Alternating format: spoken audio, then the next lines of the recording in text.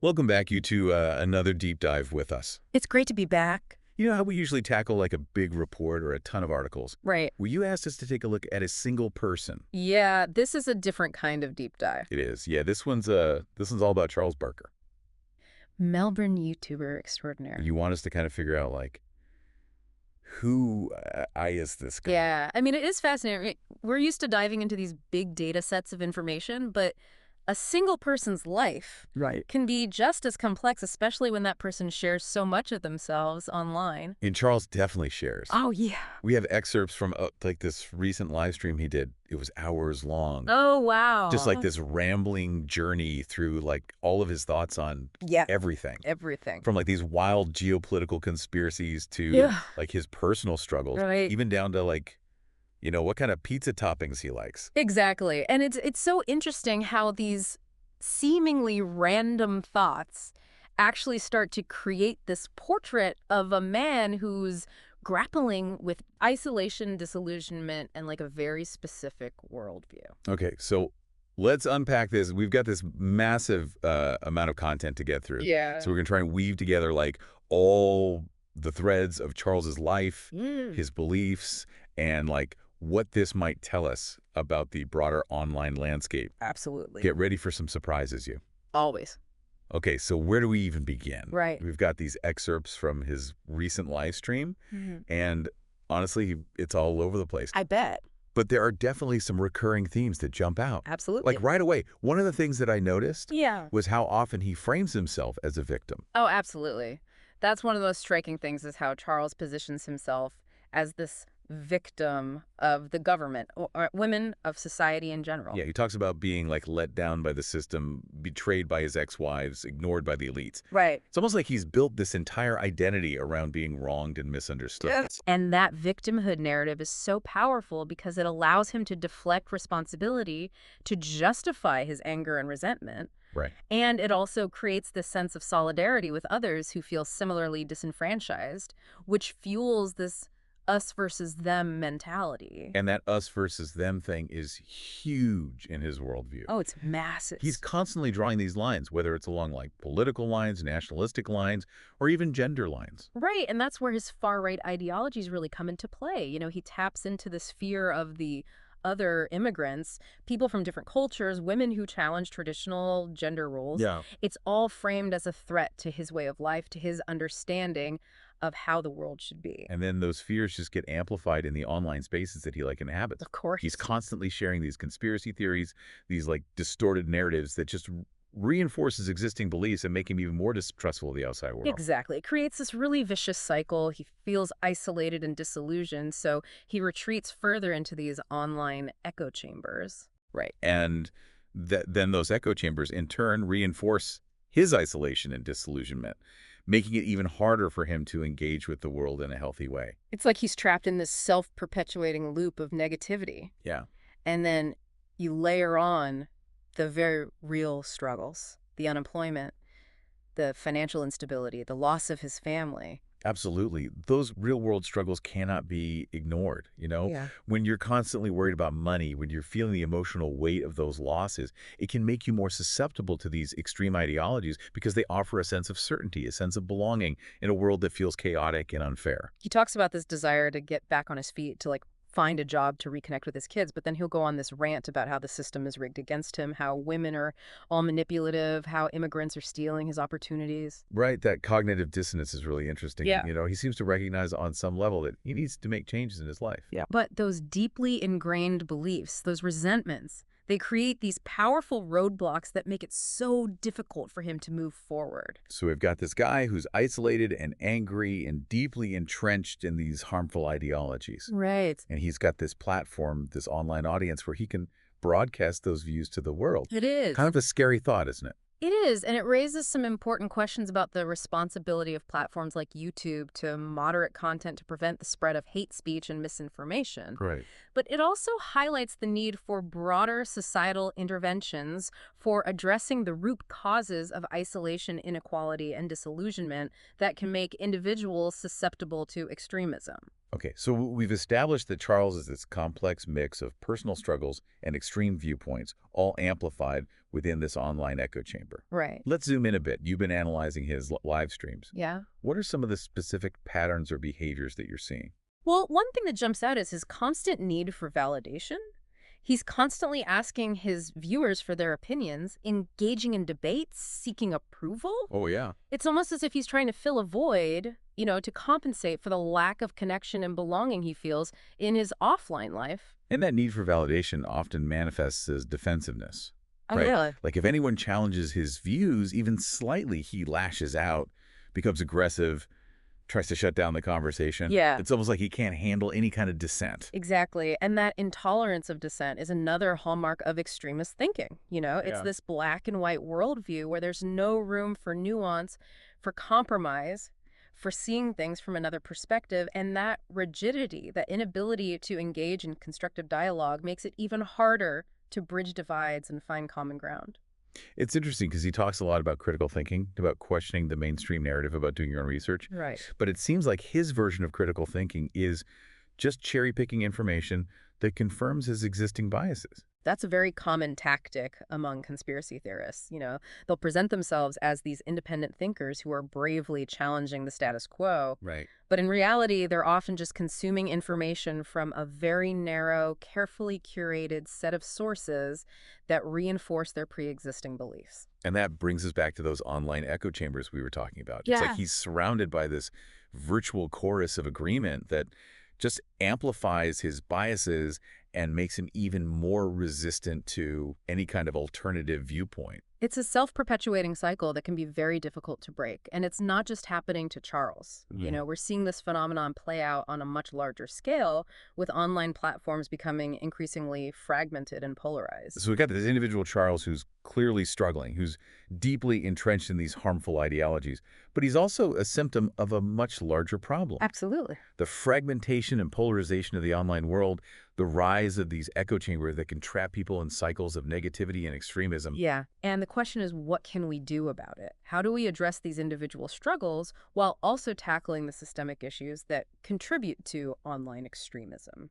That's a big question, and one we'll be grappling with throughout this entire deep dive. For sure. But for now, let's shift our focus to another key aspect of Charles's online persona, his relationship with women. Because it's complicated, to say the least. Complicated is putting it mildly. You see, in Charles's narrative, women are simultaneously the source of his desires and the root of his problems.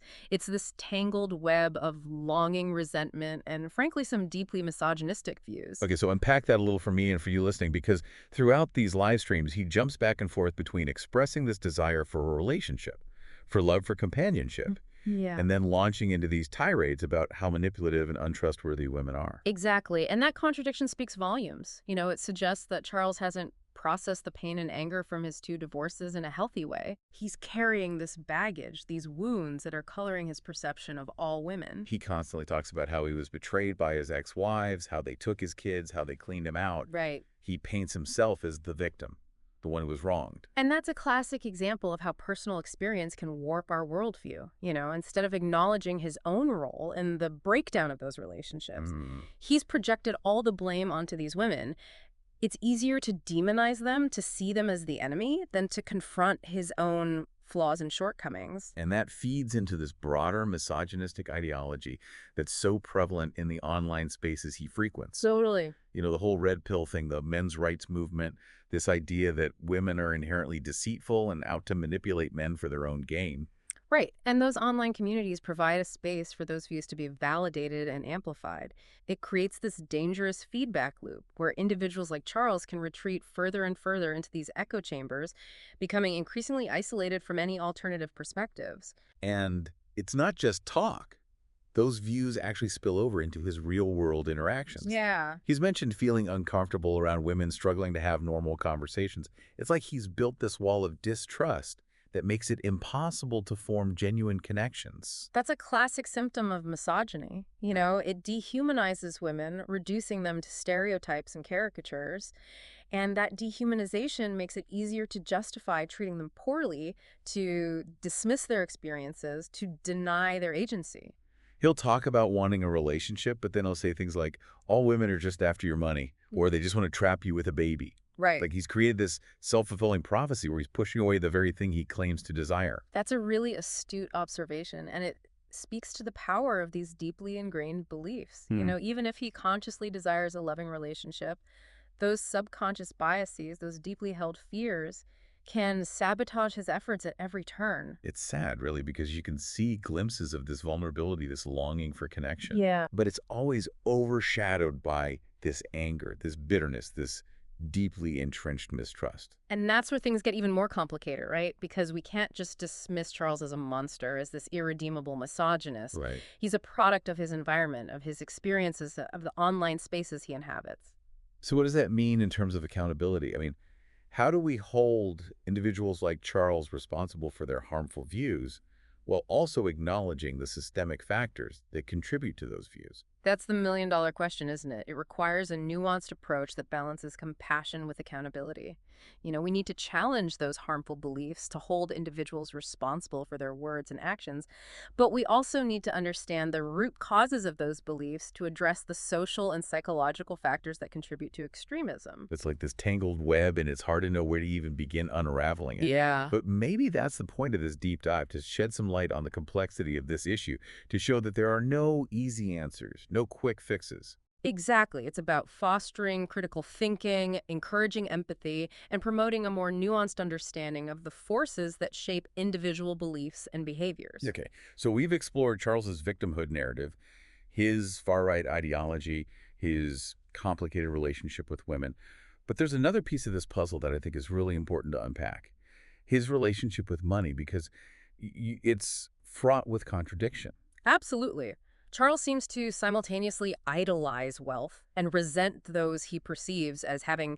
It's this fascinating push and pull dynamic that's deeply intertwined with his political and social views. On one hand, he talks about wanting to be financially independent, about wanting to provide for himself and his family. He's got this dream of reviving his mask-making business. Right. But he's constantly complaining about not having the money to get started. And that's where the resentment comes in, right? He's been relying on Centrelink for years, often scraping by with very little money. Yeah. And he sees that as a symbol of his failure, a reminder that he's not where he should be in life. Yeah, and he directs that resentment towards the government, towards immigrants, who he sees as taking his jobs towards the elites, who he believes are hoarding all the wealth. Right. It's like he's created this narrative where he's the victim of a rigged system. Yeah. A system designed to keep him down. And that narrative is unfortunately very appealing to a lot of people who are struggling financially, Right. It's easier to blame external forces, to see yourself as a victim of circumstance, than to confront the complexities of economic inequality and social mobility. And it's compounded by the fact that he's constantly bombarded with images of wealth and success on social media.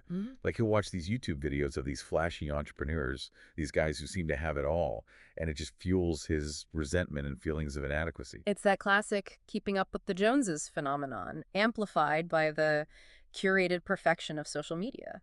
He's comparing his own struggles to these idealized portrayals of wealth and success, which can be incredibly demoralizing and fuel a sense of hopelessness. And it's interesting because he'll talk about the importance of hard work, of pulling yourself up by your bootstraps. Right. But he also seems to have this disdain for traditional employment, this belief that working a regular job is beneath him. That's a fascinating tension, isn't it? It speaks to this romanticized notion of entrepreneurship, of becoming a self-made success story.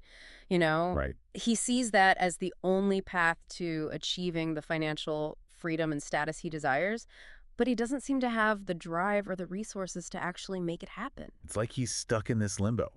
He wants the rewards of success without putting in the effort, the risk, the vulnerability that true entrepreneurship requires. And that's where the online world can become a trap. He can spend hours consuming content about making money online, about getting rich quick schemes, without actually taking any concrete steps towards achieving those goals. He'll talk about wanting to start his mask-making business again. Right. But then he'll say he doesn't have the money for materials, and then he'll mention receiving donations from his viewers, Yeah. and use that money to buy takeout instead of investing in his business. It's like he's sabotaging his own success. That's a classic example of what psychologists call learned helplessness. Right. He's been stuck in this cycle of financial dependence for so long that he's internalized this belief that he's incapable of changing his circumstances. It's heartbreaking, really, because Yeah. you can see glimmers of potential, of creativity, of entrepreneurial spirit. Yeah. But it's always overshadowed by this negativity, this resentment, this lack of self-belief. And that's the tragedy of Charles Barker, isn't it? Yeah. He's trapped in this self-perpetuating cycle of negativity and self-sabotage, fueled by his own deeply ingrained beliefs and the toxic online spaces he inhabits. It's a sobering reminder that the internet can be a powerful tool for both good and bad. Absolutely. It can connect us, inform us, inspire us. Right. But it can also isolate us, mislead us, and trap us in echo chambers that warp our perception of reality. Precisely. And that's why it's so important to be critical consumers of information, to seek out diverse perspectives, to engage in respectful dialogue, even with those we disagree with. All right, so we've delved into Charles's complex relationship with women, his fraught relationship with money, the online echo chambers that reinforce his worldview. Yeah. But there's one final element we need to consider, his sense of isolation. Interesting. It's almost paradoxical, isn't it? He's got this online following, this platform where he's constantly interacting with people. Right. But he still describes feeling deeply alone. It's a paradox that's becoming increasingly common in our hyper-connected world. Right. Social media can give this illusion of connection, Yeah. but it often fails to provide the deep, meaningful relationships that humans crave. He talks about feeling like an outsider, like nobody truly understands him. He's pushed away his family. He's alienated himself from mainstream society. Right. And even within his online community, there's this sense of distance. And that's the double-edged sword of online echo chambers, right? Yeah. They can provide a sense of belonging, a place where your beliefs are validated and reinforced, but they can also trap you in a bubble, isolating you from any perspectives that challenge your worldview. He's constantly ranting about being censored, about being silenced by the mainstream media and the liberal elite. Right. But it seems like he's the one who's built those walls, who's chosen to surround himself with people who only echo his own beliefs. It's a classic defense mechanism, Yeah.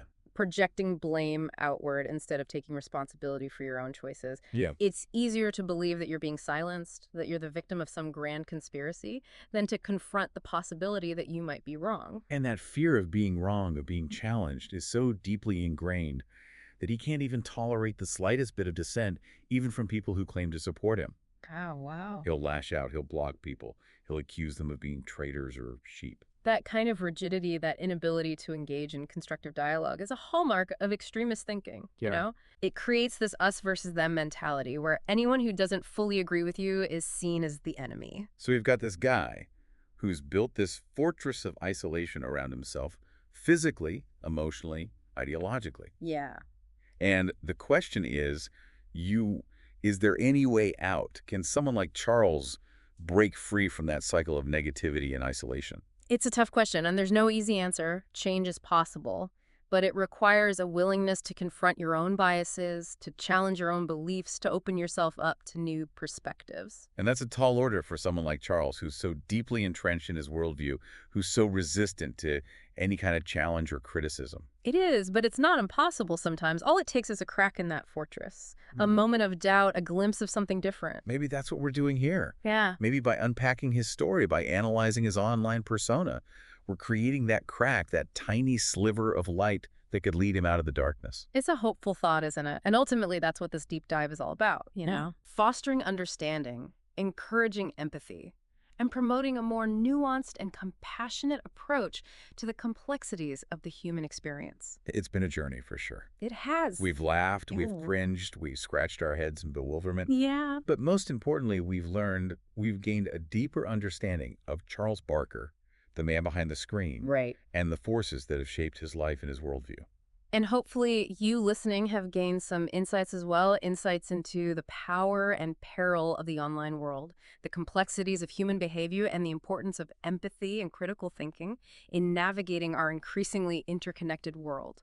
Charles Barker's story is a cautionary tale, Yeah. a reminder that the internet can be both a blessing and a curse. Absolutely. It can connect us, empower us, inspire us, but it can also isolate us, mislead us and trap us in cycles of negativity and extremism. It's up to each of us to be mindful of how we engage with the online world, to be critical consumers of information, and to promote a culture of empathy, respect, and constructive dialogue. Wise words, and until next time, keep diving deeper.